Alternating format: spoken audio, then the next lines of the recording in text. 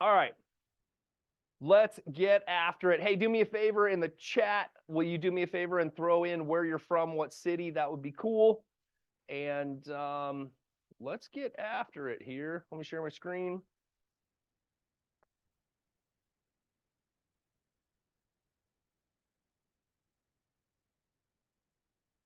Or not.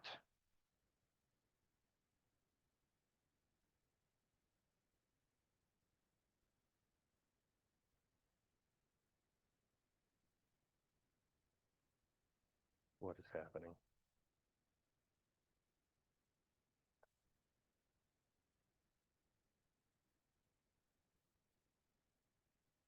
Now I might need technical assistance. Never mind. I think I got it. Da-da-da!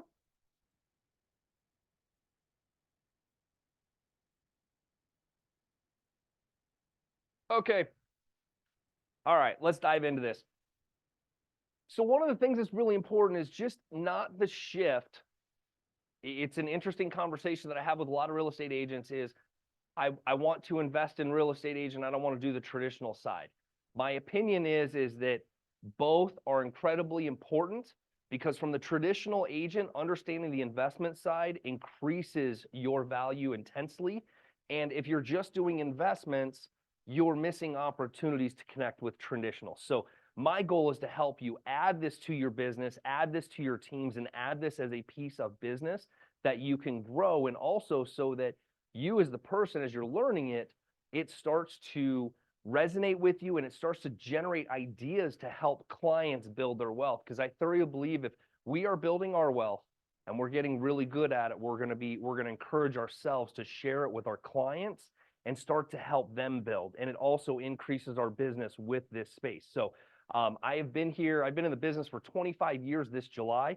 My wife is our general contractor. We've been married 25 years, 2 kids. We have flipped a little bit over 1,000 homes in the last decade. We currently own a 100-home portfolio in the Phoenix area, all while we don't wholesale. We buy a lot of homes. We'll sell them as is, or we'll flip them and renovate them, or we keep a lot of rentals, and then we also service our investor community as well. And we do the traditional side of the business. So everything goes from one place to the next. The most important step, which is what everybody asks, is where do I start? Anybody want to throw up their digital hand or throw a 1 in the chat box of, is this you right now? Like, where do I start? I want to invest. I see all this stuff. It just scares the shit out of me. All right. Just a couple of things, favors, not obligated, nothing. If you didn't know, I wrote a book this last year called Limitless Real Estate Strategies. It's out there on Amazon if you want to do it. The cool thing about it, it's kind of a tale of my 25-year career and how I went from traditional agent, how it increased my income, and ultimately how it increased my impact in the business and how you guys can do it as well. The Real Estate Revolution podcast, it's kind of a fun thing for me. I like to interview agents, different people, and just bring interesting information to the real estate community. So here's what we're going to cover today. Something that I think that is very, very limited in what's being taught out there, especially in our industry. And I think it wasn't taught at all when I first got into the industry 25 years ago on the investment side of things and being focused on it. It was for very minimal people. So there's 5 things we want to go through. Everything is a form of investing. Number 2 is just consistent work in the investment space is going to change your overall business, your income, and your legacy going forward. Change your focus, change your income. A lot of us are focused on the things we don't have, and that's what keeps us from moving forward to the things we want to have or will have, and I'm going to talk to you about that changing focus. And it's okay for us as real estate practitioners to buy homes from our clients as long as we are creating a transaction that is a win-win and it's done with ethics, honesty, and integrity. It's okay to be the buyer. I talk to a lot of people that are fearful of being the buyer when they're on a listing appointment or those types of things. It's okay for us to invest as long as we're doing it the right way and we're creating that win-win situation all the way around. And then practice makes perfect. Look, 1,000 homes, really interesting. I want to share something with you. It's kind of a fun exercise that I learned yesterday. and it came up. So I'm going to share this with you. Is that yesterday, I was encouraged from a friend of mine, actually my media supervisor here. He's like, hey, here's a cool thing to do. Just type in the day, so January 31st, in your photos and see all. So we're looking at them, and it's fun because you can delete all the crap you're not using, and you get to see all the memories. So you get to start feeling things, seeing where you were at 6, 7, 8, 9 years ago. My wife and I did it together. We laughed our asses off last night doing this. But what it triggered me was a house that I bought 6 years ago, and it triggered all the way back to when I started. It was probably a year or two into us flipping. It was just kind of cool to go back. So if you guys want something fun, it also generated some ideas about content. I'm going to start just doing a throwback picture once a day for a little bit of content. And it's also helped me kind of see where I've come from. So kind of a cool, fun exercise I'd share with you today. All right. Number one, everything is a form of investing. And here are the things, not only for us, but those of you that have kids or in conversations with your clients, I want you to let this sink in. I want you to actually listen to it in your conversations over the next couple of days, weeks, as to how often people use these phrases and the mentality behind them. So we need to shift from the natural phrases. How much does this cost? How much are you going to charge me? How much? Because what happens is how much or cost or charge are all negative associations. They are all negative impact on your checking account, right? So there's ways around this conversation. It reminds me of a story that I had with some friends when our kids were growing up. And it was the one thing that really stuck with me. And I watched a mom tell her daughter multiple times, we can't afford this, we can't afford this, we can't afford this. They were financially struggling. So I finally pulled the parents aside and I said, guys, do me a favor, please, because you're going to break her spirit. If it's not in the budget or you can't afford it, just tell her, hey, honey, it's not in the budget this month, but we can plan to save for it so we can do it next month or whatever that looks like. But every time you tell her she can't afford it, you break her spirit. And you send her to school thinking she is poor, that she can't have the things because they can't afford it, her parents don't have any money, which means that mentality goes through everything she does in life. And it was such a huge eye-opener that all of us need to think about how we phrase certain things and whether they're negative or positive. Even though they seem normal, there's still some pain that goes with it. Just one word: invest. So if we start changing some of the ways we think about things and understanding what the word invest is, we start to look at some of our choices a little bit different. So let me go through some scenarios with you. When you go to a coffee company and you sit down with a client, are you investing in a cup of coffee or are you bitching about the $12 they just charge you for coffee? Was it an investment in time, right? So you invested in that cup of coffee for that client to make a connection. So now that coffee becomes an investment. If you get a client or a sale, what's the return on your investment for that cup of coffee you just bought? Okay. If you go and buy a car, there's some people that are very frugal, and there's some people that maybe they're a little bit further on in life and they have certain desires, right? So early on in life, we might be very frugal on our cars and we're not looking at the return on investment. We're just like, is this thing going to make it, to the next appointment, for crying out loud? And that's all I can afford. But as long as it's reliable, I'm going to invest in that reliability to get me from point A to point B. Now we go forward and we start investing into different things, right? So on cars, I'm a big car guy. It's one of my passions. When I buy cars, I want to enjoy the car. I want it to be comfortable. There's some luxuries, there's some speed, there's some things that I like. So there's two investments that I'm making in that car. One, I know that some of my money is going to be lost, but it's my return on life. It's my enjoyment factor. I'm not going to feel guilty about it. I'm not going to let somebody make me feel guilty about it. It's my enjoyment factor. It's my return on life for the hard work that I had. The other part of the investment is knowing I'm investing in this quality car or this luxury car as part of my business and part of what I'm doing and the service that goes with that car. So I've driven Cadillac Escalades and Cadillac products for a really long time. Part of my investment in buying that car is the service that comes with it. Because there's nothing better than being able to text your service advisor and say, hey, I'm on my way to the office. The car needs an oil change, a gas fill up, and a wash by 4 o'clock today. Can you take care of that? And they come and pick it up, take it. That is worth the investment. So there's return on those different things. So we have to think about everything that we're doing. When you buy something, I want you to say, it's not costing me. What am I investing in? What am I getting back out of this? What's my exchange?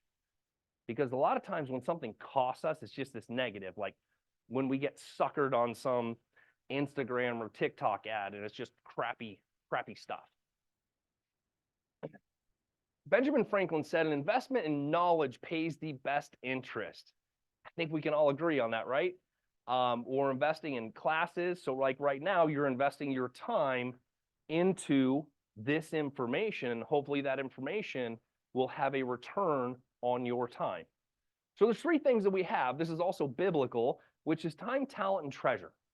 Those are the 3 commodities that we have, and sometimes we're in different spaces in life. So earlier on in life, or when we lost everything in 2008, I had more time than I did money. So I would volunteer at my kids' schools. I would do more things. Those were my marketing opportunities that were free. So I was investing my time into relationships, into relationship capital in order to get a return on that down the road. And it paid off very, very well. Same thing, we invest our time into relationships. When we invest our talent into clients, what is our return? It's the big sticking point right now with the whole commissions and NAR lawsuits and all the other things. And this is something for all of you to internally think about is if your client is investing in your service, what is the investment of your service and what is their return on it? Because they are paying you a commission, which is their investment, and what is their return on it? That is your talent, and you're getting a return on your talent and your experiences over time, and there is value in that. Some of us have been in the business a really long time, and we might ask a client to invest a little bit more because of our experiences, or we might charge a little bit less. Just depends on how you want to phrase that and how you want to work with it. Either way, it's a talent investment.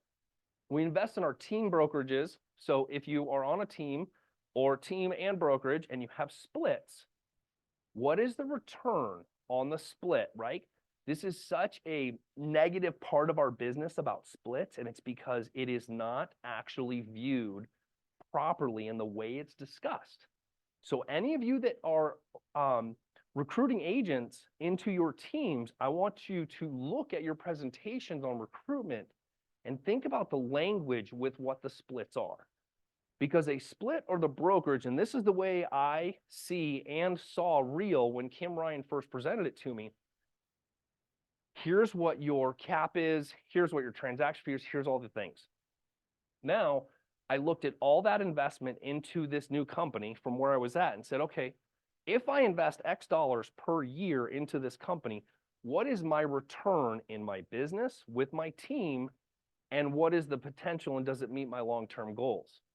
So that was a choice that I got to invest my splits into the company, and what am I getting in return? And all the brokerages are different.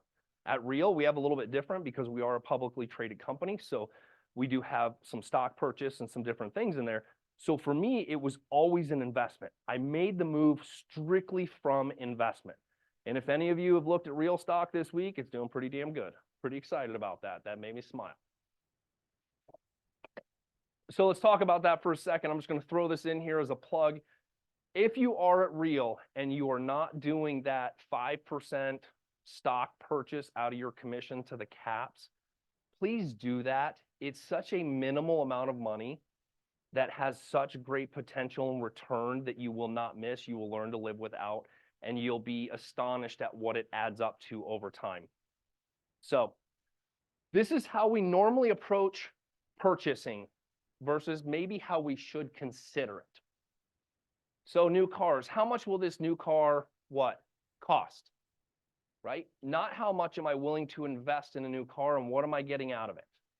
How much am I willing to invest into my next car and what will my return be, right? So, and on the return on cars, like teaching my kids, hey, one of the ways you're going to make your car last longer and be more valuable is if you have maintenance records, you're maintaining it and you're taking care of the investment. So don't just treat it like a car. It's an investment that if you maintain it, it will continue to hold its value, or at least more than the average. How much do you charge to sell my home, right? That's the age-old question we get from everybody. I avoid that like the plague when it comes down to the charge thing. And I just try to show them that they are investing a portion of their equity into my services, your services, and letting them know that the return on their investment are all the value add propositions that I have for them. How we do our marketing, our reputation, all those different pieces that come with it, those are all returns on their investment. And then it also comes down to return on investment is you're investing in my experience over 25 years of multiple markets. Is that of value to you? So that's how I kind of approach our sellers when it comes down to that. Same thing with the buyer broker, is just showing them that the commission that they are paying is truly an investment in there, right? So it's like all of us, when we go to masterminds or different events, right, we are committing to an investment to whoever that speaker or program is to be there, and we want to know what our return is. Here's your agenda of the event. Here's the things. So we need to be able to articulate that. It's interesting when we start to change everything in our life from what we're spending to what we're investing. Okay? When we grocery shop, are you investing in good or bad food for your family? When you go out to eat, are you investing in your health or comfort? These are all like random things we don't even think about if we throw this word in and go, oh, that's what that looks like. Because when you really look at what the basics of investing is we're trying to invest something that we have for a return on it over time and that will increase in value at the end, right? So when we're looking at our health, what are we investing in our health that is going to increase our longevity and make us a better person? Those are the things that we're investing in. When we're looking at our children, we're investing in a contributing adult that is growing up, that we want to be a healthy, happy, contributing human being. And so all the things that we're doing with them, we are investing our time into them. I am investing time into you guys right now, you guys and gals. I'm investing time into my team, and my return is what, right? I know that today I'm going to make an impact on at least one human being on this call. Maybe one of you has a light bulb come on 2 years from now, and I know that that impact will happen. That's my goal. Can you change this and start looking at everything you're doing going, God, this is an investment. And then you start getting into the family things and you start teaching those things. And as you change your words, people around you will change their words. So I loved it when we started using it with our kids, and you start to get to a point to where, you know what? I want to, like at Christmas and things like that, we don't invest in a bunch of random gifts. We invest into experiences, because I want to invest into an experience and a memory that I can take forever. Because most of us can look back and ask our kids and go, what did you get for Christmas this past Christmas? And they can barely tell you, let alone the Christmas before that. So we chose to start investing in these experiences with our kids. When you go on vacation, it's not a cost anymore. I'm investing in time and energy in my family. And what do I want my return on life to be with this expense or this investment? And then you get to go back and you get to look at those photos and those things and go, man, that was the best investment we made on a vacation. And it changes how you feel about things as well. Because when you're taking the money that you're earning and you're investing it into this experience with your family because you work so hard to do it, it's an accomplishment, and it shouldn't be I can't afford this. You can't afford not to do it. And I say that because we all know, right, time is short, all the things. And I will say this, I had an agent last year, 45 years old. They had just gotten back from Disneyland, all the good things. I just met with him. Actually, it was January last year. Great Christmas vacation, all the things, 45 years old, had a heart attack walking out of an open house. 2 kids, 9 and 12. So thank God he had invested in that vacation, the memories that those kids will have forever. So just consider that when you're pulling back on some things. Number 2, consistent work. I think like this is probably one of the standards that our industry lacks the most when it comes down to not the hard work, but the consistency in the hard work, right? And I love this quote of, it just, the harder I go into it, the luckier I am. And I'm not one of those people that believes that you should be grinding 24/7. I do believe in this business, you are going to have different rhythms in your life in this business. And what I mean by that is that a lot of people refer to, work-life balance. And I like to look at it as work-life rhythm. And what I mean by that is that when my kids were infants, the rhythm in my business was different. I had to cut my day shorter so I could be at home with the kids and do the things and start earlier and start to rhythm around what their schedules were. As they got older with kid drop off, those type of things, same thing. The rhythm changed.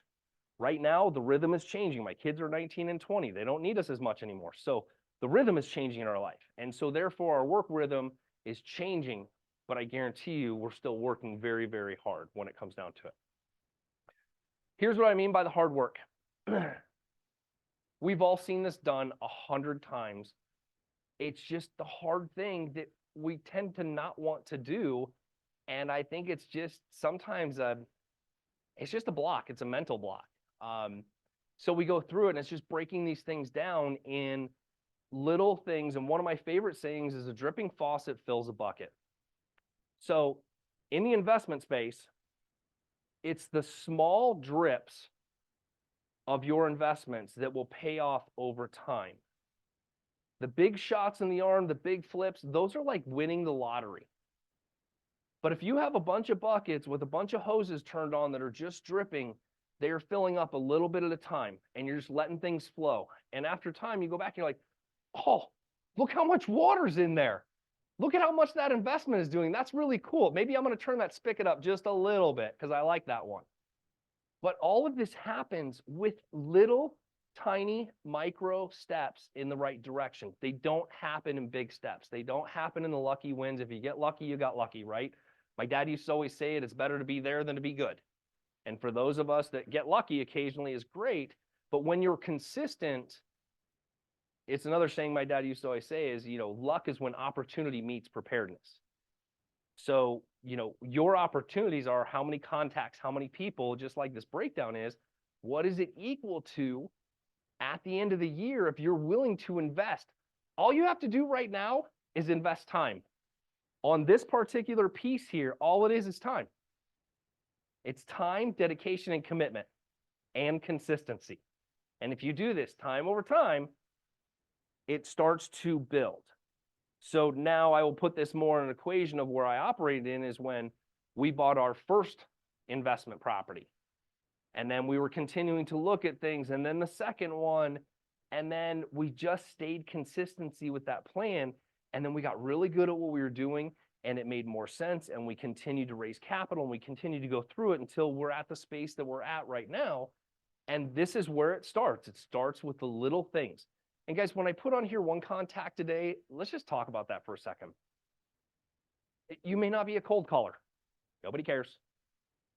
You can DM out of any social platform. You can send a text. There's so many ways to start conversations with people. And if you've been in the business a long time like I have, I struggle sometimes going back to the really, really old school methods like maybe I should bust out a fax machine. Oh, no, it's too old school. Or run some ads in the white pages. My point is that there's so many ways now that we can make contacts and start to build relationships. I think it's just in the way we're doing it is because we're so stuck in the traditional side. And when you get into the investment side, there's so many more questions you can ask, so many more thoughts you can stir up when you start to have more conversations like telling your whole database, hey, it's 2024. Anybody interested in buying an investment property or converting your primary residence into a rental property? I got some info for you. What do you open up with that? Because a lot of people are interested in it. We just don't know it. And they're following other people because they don't know that we do the investment space. When we consistently work and do those tasks, we are also investing in ourselves. I know how easy it is to say, I have these 10 note cards I need to write, and nobody's going to know whether I get them done, send them out, except for me. So that is an investment into myself and my future. So every time you touch a contact or do that, you are investing your time and your talent into that contact, looking for a return on money. And it very much equates to any of us that are paying for lead sources. Think about this. If I'm paying in, what am I getting out? And if what you're paying in, you're getting crap leads, then you probably are getting a crappy return on that money. So you might spend more money to get a better rate of return for fewer leads that make more sense. And that's how we have to start breaking, or should start breaking, those things down to figure out, like, is this good or not? We're investing in our future, and we're obviously investing in others, in our clients. That's my goal. I don't know about you, but I invest a lot of time and knowledge and material into my clients to make sure they're being guided in all aspects of real estate, not just one. My wife's been doing this thing recently. She went to a woo-woo retreat. That's what I call them, down in Costa Rica. I don't know, she found her inner soul, all that other stuff. It's actually done her really well, but I just like to make fun of her, and she knows it. She went and she started doing this wordplay, which is really fascinating to think about it. And it goes with writing your goals, writing different things, and just changing words, kind of like changing the word cost to invest. And we get to be a realtor or a real estate agent, and we get to do all of these things. And I believe that some of us have forgotten what we're actually get to do and what we're truly capable of building in this business if you want it.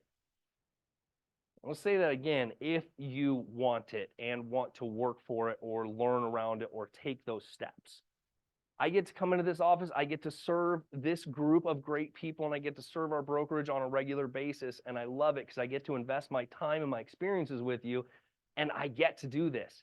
I get to go show a house later. I get to, now it's positive.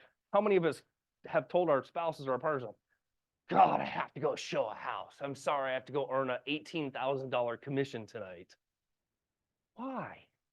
Like, let's start feeling like we're investing that time. What are we getting in return? So I get to go do it. Get excited about it. Stop bitching about it. Right? All right, number 3. Don't forget the tip. That's good. We should bring that back. Thanks, Garrett. Number 3, change your focus, change your income. All right. There is something in our lives that will all of a sudden trigger. You're here, it might trigger some things. My dad was my trigger when I realized I was so far behind on the investing, and what I was focused on was wrong. It wasn't wrong, it just, I could have focused on different things. So we started changing it, right? And I always love the saying, you are what you eat. And people are like, I don't understand why I'm this way. Well, tell me about your diet and I'll tell you why you're this way. What we put in is what we get out. Same thing in our brains, which we've all heard, garbage in, garbage out. So if we're learning things about investing or we're seeing things, all of a sudden, when you go to look at homes with a client, you start to look at it from the investment mindset, and you're like, I wonder what this would rent for. Oh, this one's in really crappy condition. If my buyer doesn't like this one, I might know an investor that likes this. And you start connecting the dots, because all of a sudden you're like, well, this is not going to look for retail. Now you take that same scenario and you start going to the buyer, the seller side. You're like, this house is trash. It's not going to qualify for financing. I wonder if they'd be willing to let it go for X, right? So you start asking the questions. You start thinking as an investor, and what does it look like? And you change. And the good news is, as an agent, you can always go back and forth. I can be an investor and an agent. I can be both. I can do all things. It's just having the knowledge, which allows you to expand your conversations with those clients. And it also keeps them in-house with you, because they realize, like, this guy can pretty much, or gal can pretty much do anything I need them to do if you've made a good relationship and connection with them. So from transactions to income, I've been talking about this for years. I do not focus on transactions. I focus on one number a year, and it's income. If my goal this year is to earn $1 million, we start looking at our income from last year, and where did it come from? Did it come from flips? Did it come from selling things as is? Was it buyers? Was it investors?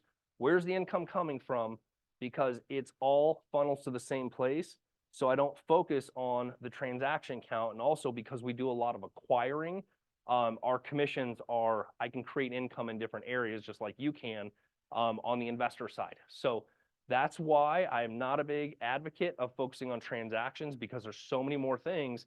You know, I might want to do one last transaction this year and I bought a rental property, or I increased my net worth this year by $100,000 in equity on this one property. Those are pretty big targets to look at going, I bought a house that technically has increased my net worth by 6 figures this year because I bought a really good deal. Yes, it's not in the bank. I'm not getting taxed on it, but I have that asset, and that, my friend, is the goal. That is one of our main, or should be our main goals inside this business, is seeing those opportunities to build. Homes to people. We're in the people business. We are not in the house business. There's a bunch of surveys out there that say people would rather go shopping for homes with their friends than their real estate agent. So if you can become their friend and establish that real estate connection with them, they would rather go shopping with you. You're educated, all the things. So it's building relationships with people. That's the only focus in our company, is building relationships. How do we do it bigger? So on that note, highly recommend this book. It's called Never Lose a Customer Again by Joey Coleman. It's all about customer experience. It's a fantastic book. It's a great listen to as well on Audible. Number 3, from spending to investing. When I spend money, I'm asking myself the investing questions. If I spend this money, what is my return? Am I getting a return on life, on business, on clients? Where is it coming from? And we need to find a way to track that to be able to justify what that expense is, or justify why we shouldn't be doing it, okay? From selling to investing, again, we're going through, we're not just selling agents. You know, we want to invest in things, or helping people stop selling their properties and start investing and keeping things. That's that shift again, right? Agent to investor. I'm pretty sure that most of us get tired of like, oh, you're just a real estate agent, like you have no value at all. So for me, that would always frustrate me. So I'm like, I want to go into the investor space and I'm going to learn the investing thing. And the more I learn the investing thing, market, the more I was able to solve problems. Because the investor mindset learns to look at things from that 30,000 feet, values, money, financials, tax consequences, tax benefits. And once you start seeing all that, you start being able to go into an appointment and solve whatever problem they have and talk very intelligently about, well, if we go this route, it looks like this. If we go this route, you could have a substantial tax consequence and we may want to adjust for this. And those are all conversations that I really enjoy. By the way, I always have a disclaimer with make sure you talk to a CPA, attorney, all those things.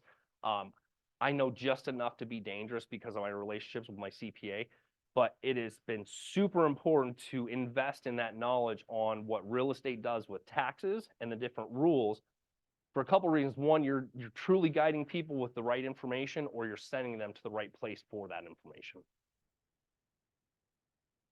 Number 4, it's okay to be the investor. I have coached hundreds of agents that when they originally come in and we start talking, they can't get to the point of having a relationship with somebody and giving them an offer on their home. And the reason is because there's not a reputable way to explain the numbers and why the offer looks this way without it looking like, oh, this guy could have skewed the comps, could have done this. You know, this was his intention all along. But there are ways to do it. And it's if you know your numbers, which we're going to get to this next step in a second, and you'll see where all this comes in. If you know more than the average real estate agent, I'm not saying you need to be a contractor or a flipper or any of those things. That knowledge that we've learned over the years, I'm very prone to knowing how much things cost.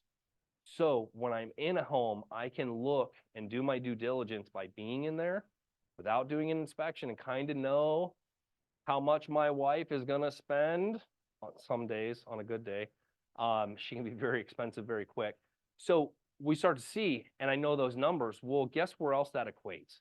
It equates to value sitting in a listing contract with a client and going, oh yeah, our house isn't remodeled or anything, but the house down the street, it only was like 20 grand to renovate. You now can help them understand, well, the renovation for a kitchen like that is usually about 40 or 50 grand, not 20 grand. A lot of us, because of inflationary prices, have not kept up with what a true cost of something is. It's pretty significantly different from 4 years ago.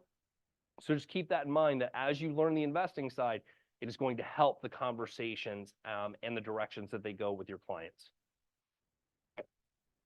And when these conversations happen in presenting and being the buyer, it's such an amazing way to, especially with people that know, trust, and like you, it's an amazing way to solve their problem and help them in any capacity possible.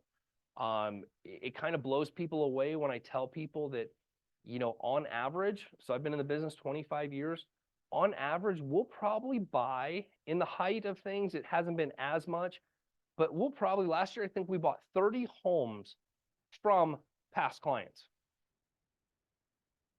So we weren't scraping deals and doing things. It was to be prepared for opportunity. When a client calls, my mom, I inherited my mom's house. I don't want it. I don't want to renovate it, even though we have the money for it. Will you just buy it from me?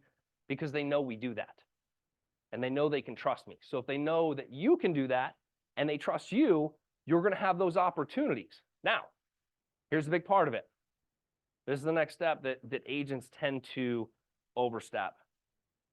It's because you may not ask to present that offer to them because you have no idea where you're going to get money, any of the things, or you're focused on the commission, right? Those are the reasons a lot of times we won't give a buy side to the client. Now, in my case, I always look at it as I'm going to walk away with one of two things on this appointment. Either I'm going to buy their house or I'm going to put it on the market. One of the two. I earn money either way. If I buy their house, the question is, do I want to be the buyer on it? Do I have a partner for it? Can I put it on the market with lipstick on the pig? Do I have to flip it? I just want to know if there's an opportunity to make money there without listing the property, and can I solve this client's problem? And about 30% of the time, that's the option they choose. And so it really is an opportunity, again, to create income, not necessarily transactions. And why do I say that on the income versus transactions and being prepared for opportunity? Because I think if I asked everybody in here to throw a one in the chat that would like to make 6 figures on one transaction in 7 days without owning the property, and I'm not talking about wholesaling either, so we're not going to get into that part of it because I don't do it. I think it's a great business for a lot of people. I just don't do it.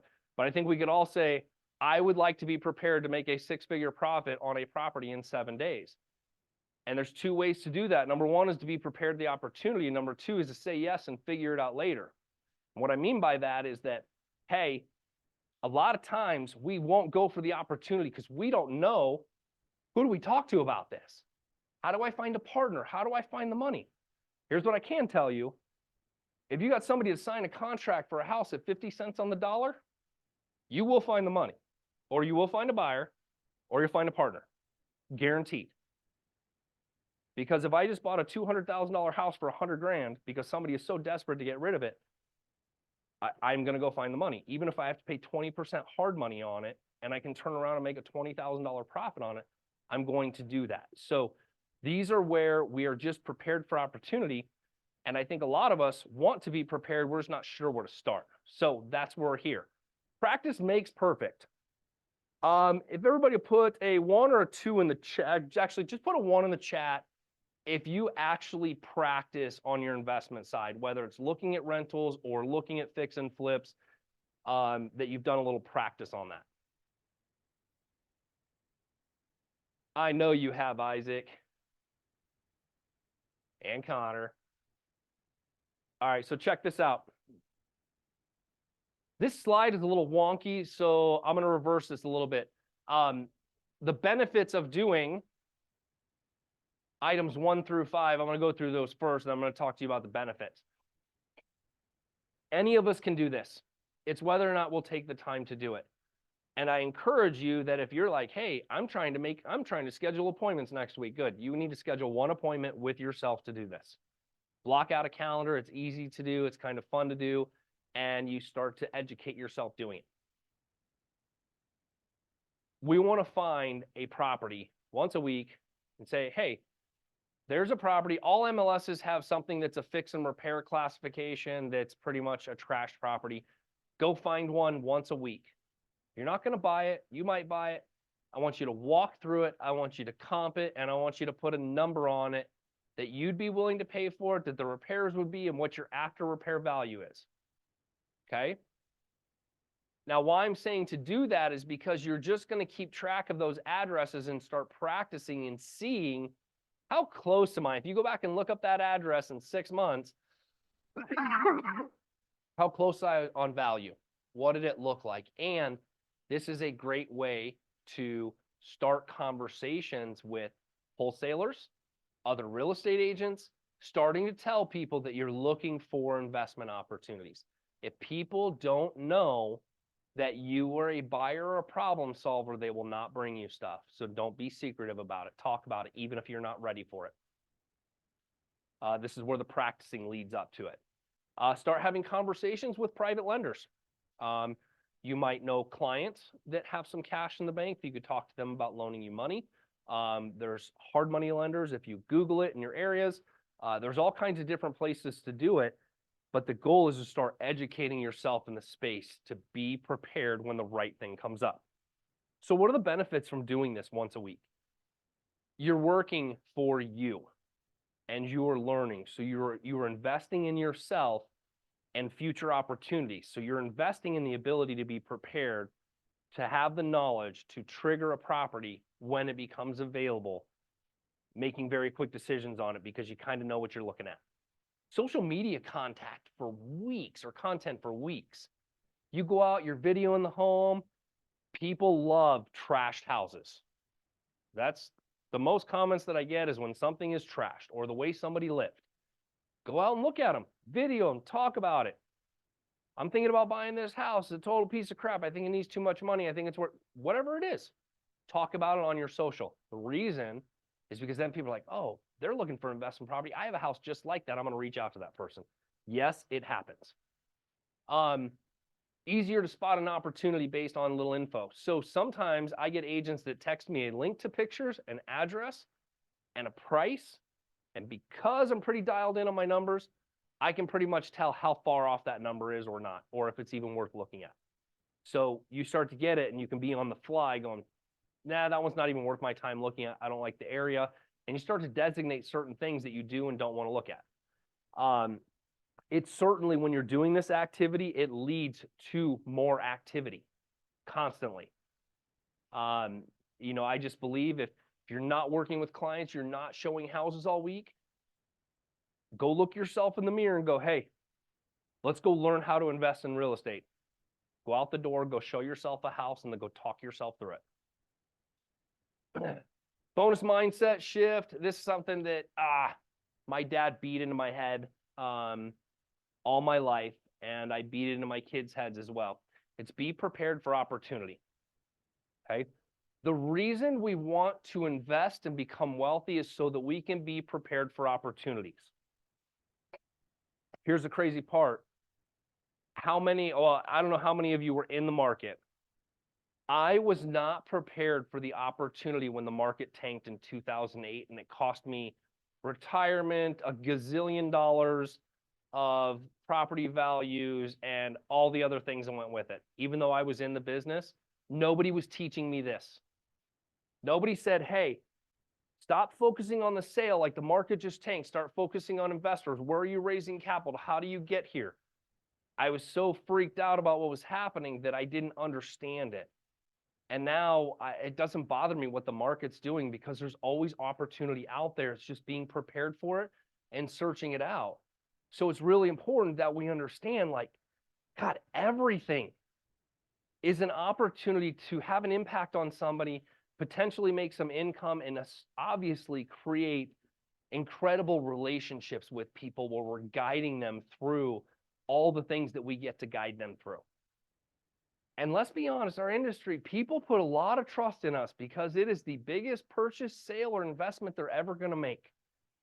And we should also take that very, very seriously at the guidance that we're giving people and who we are for their life when it comes down to being the real estate I hate using real estate expert because it's so overused, right? But you want to be that. I call myself a real estate strategist. So my clients can call me and go, hey, dude, I need to pick your brain. I'm thinking about selling down the road. What does this look like? And then I'm not like blowing their email up trying to get a sign a listing agreement. They're trying to strategize and they may need me to help them move something around strategically in order to accomplish this. It becomes a lot of fun when you're connecting dots with your clients. You're like, all right, now my business looks like this. And you don't need to make it look as complicated as mine is, but mine's not that complicated when you take the construction side out of it, right? We can all go find a contractor. It just happened to be something my wife really liked to do and worked into it. And it worked very well with what we wanted to do. So on that side, it's just understanding everything that we do is investing. When you spend time in your databases, you're investing. When you're spending time in properties, you're investing time in yourself. When you're investing in the classes and courses, your cars, everything is an investment. In this business, we have the greatest opportunity to create wealth for ourselves, for our families, for our clients. And as we start to do it and learn it and we get better at it, we get to bring our clients along. We get to bring other agents along. And we get to start collaborating with more people to where everybody's being pushed up the hill together. And there's so much of it out there for everybody. That's why I truly enjoy sharing this stuff, is I've lived it. And I hope that for some of you, I can save you 2 or 3 years and whole hundreds of thousands of dollars of cost to not do the crap that we did over time, and you start to build and plan and see things out. All right, here's the bonus mindset. A lot of these are generated from my dad. I didn't really get into it earlier, but when my dad passed, he was 40 years in the business. He was super creative, and I'm a third-generation real estate agent. So it's been in my family for a really long time, and my dad was the epitome of hard worker. The guy worked 20 hours a day. He did not work smarter. He just worked harder. But my dad was always working for everybody else and never worked for himself. That's why he didn't own a lot of real estate when he passed away. But he did, I inherited a lot of his knowledge, which is what has taken me over the last decade to this point. And that's why he used to teach classes and share. And I just felt like I needed to be in this space so I could share with you guys a lot of these little opportunities here, things that my dad left me. So always say yes and figure it out later. That's actually a Grant Cardone quote. I loved it. I adopted it. And I'm just like, if I can get a seller to sign a contract and it's a win-win at the door, I'm going to get it signed and I'll figure the rest out later. I don't know what I'm going to do with this house, but I'm going to figure it out. Okay. Number 2, find the deal, you'll find the money. You will find a partner, you will find something. If you have to hire or partner with somebody that's higher rate, you're just going to make less profit. That's okay. It's the practice. We partnered with a lot of people at the beginning and we staged and stepped and went through things. It's just, if there's money to be made there, don't be afraid of it. The more practiced you are, the more prepared you will be, right? When we go back to practicing, looking at investment properties, doing all that stuff, there's nothing that will prepare you more for investing in real estate than being physically in homes and starting to practice on them and seeing what they're going to cost. And some of them you might call a contractor and get a bid on, so you can start just feeling that out, right? There's always ways to generate income in real estate in so many different opportunities, right? So whether it's buying a home, it's flipping a home, it's representing a buyer, it's representing an investor, any of those pieces, there's so many places that we can make money.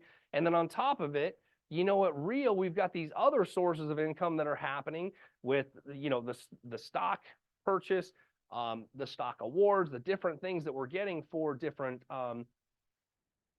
milestones in the company, which is awesome. So there's all these different pieces that we have that we're investing in. Delayed gratification.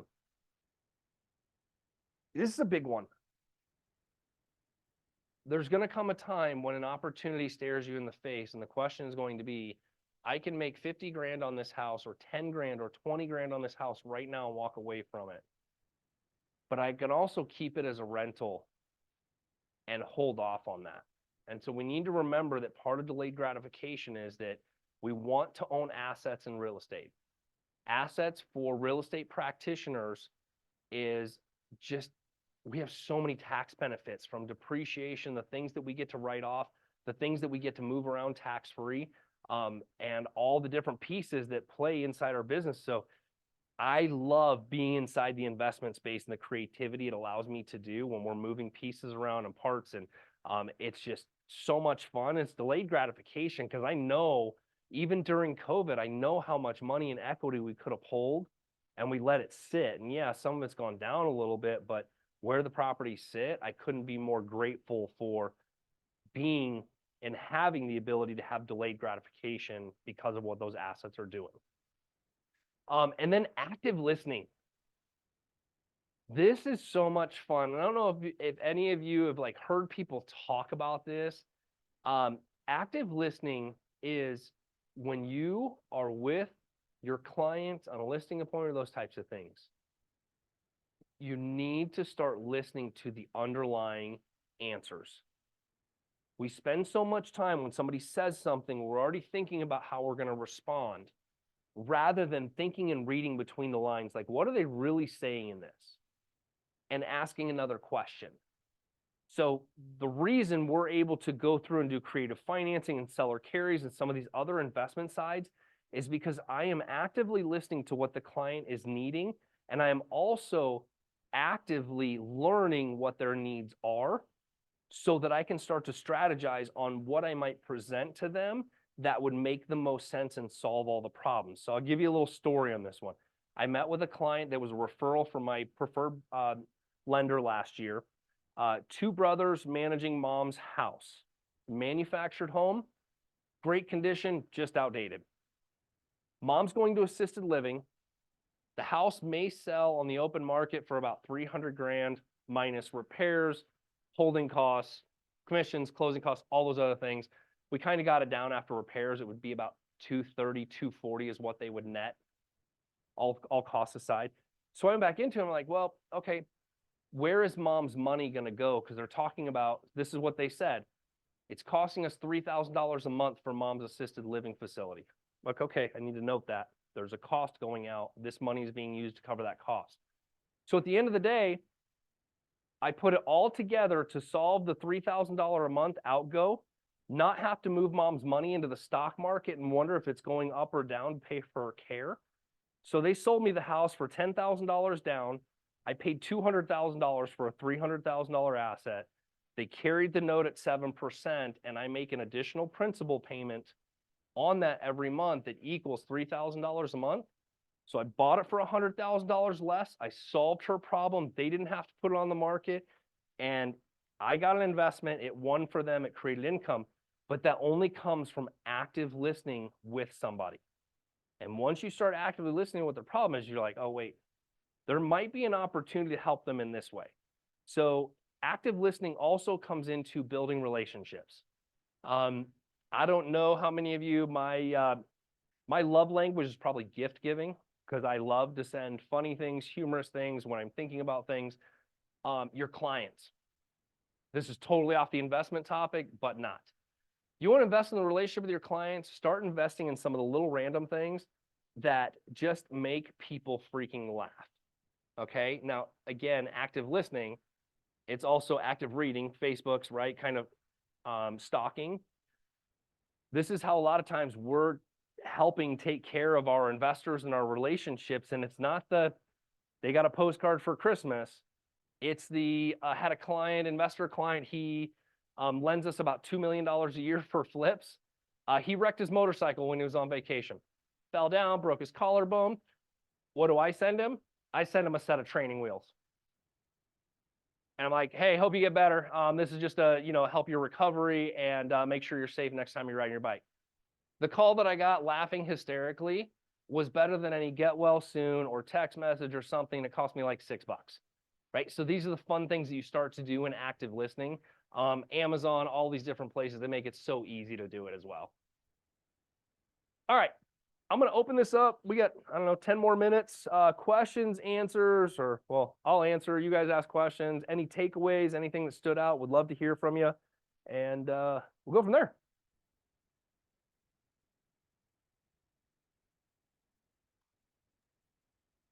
Thanks so much for sharing your knowledge as always, Steve. Absolutely. I'm sitting here laughing about the training wheels myself. When you talk about having, people that you might know be willing to invest, like, honestly, I know people that I assume, and I hate that word, I assume they have money. But how do you start that conversation without being assumptive that people have money, and how do I know that they would want to invest in something? You're Like, never going to that's know. what holds me back is conversation with people for hard money. Okay, so it's not how am I going to know if they would invest or whatever it is. You're making a judgment call that just because you think they have money means they have money. And what you're also doing is you're saying that I have made a judgment call that the person over here doesn't have any money and they probably have more money than the other person does. Does that make sense? Kind of. Okay, here's why. You unofficially are discriminating. So here's why. My investor that I bought the training wheels for, he wears a plaid shirt, shorts, and black socks with his sandals. He's got lots of money with me. You wouldn't walk up to that guy and go, hey, dude, you want to invest with me? It doesn't, so the discrimination thing. Here's my point to your question. I would do something that includes all of my clients, and I would say, hey, curious, with all the changes from COVID, the stock market, and everything else, what are you investing in and what kind of annual rate of return are you getting? Okay.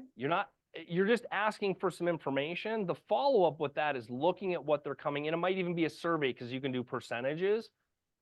And then you might see some people that are like, oh, money market at 3%. Guess what? I'm going to call that person and go, hey, thanks for taking time to respond to this survey. If I could show you how to double your rate of return than your money market, would that interest you? I'm always asking people whether, no matter what they are, no matter how we're seeing them, hey, what are you investing in right now? Like, what floats your boat? Are you investing in anything? Those are great filler conversations when you're at coffee. They don't realize you're trying to get some information. So when somebody's like, oh, well, I'm investing in the stock market, I got a couple million in my 401k, and I always ask, like, cool, how much money in your 401k? 2 mil? What kind of rate of return are you getting on that? Do you know what they will say? I don't know. I know I don't know. Okay. If you're going to be an investor, you should know what your rates of return are on investments. Baby steps. I'm learning. I know. Well, and here's why it's important, because what somebody sees at the bottom of their paper, their rate of return, a lot of time does not include any costs from the brokerages. Because rate of return, actual rate of return is your net gain divided by your investment or your cost. So that's how you get that annual rate of return. So if somebody's saying, yeah, you got an 8% return on your $100,000, that should be a straight $8,000 for the annual. It shouldn't be $7,500 because somebody took a fee out, because now it's more of a 7% return than it was an 8. So again, the investor mindset is understanding the numbers and how things are calculated. And so you can talk to your clients about it. Because when somebody says, I have money, I had an open house client 2 weeks ago. He told me he sold a bunch of properties. He was looking to spend $2 million on some rentals, and he was just looking for a safe place to put it. I'm like, well, what kind of rate of return are you looking to get? He said 5%. I said, I can spend all $2 million tomorrow. When do you want to meet? I'll put his $2 million to work in about 2 seconds. That's the opportunity. Can I have that conversation? Open house. He wasn't looking for a house. He was looking for an investment. So we're changing the conversation with the clients and figuring out, well, where can I meet them? Yeah. Right? Because guess what that guy is? Everybody in here that says, I don't have any money to buy a rental property, and you meet that guy at an open house, and you work on having the conversation with him about how to be a private lender and how it impacts you and you're impacting other people, and he loans you $250,000 to buy your first rental property at 5% interest with 0% down, and bam, you're on your way. And I tell you that because that's exactly how I bought my first rental. So the term of I can't, it's not there. You absolutely can. It's just how do I get there and what wall do I have to climb over, go through, or go around to get there? Very true. Thank you. You're welcome. Here, is there anything in the chat?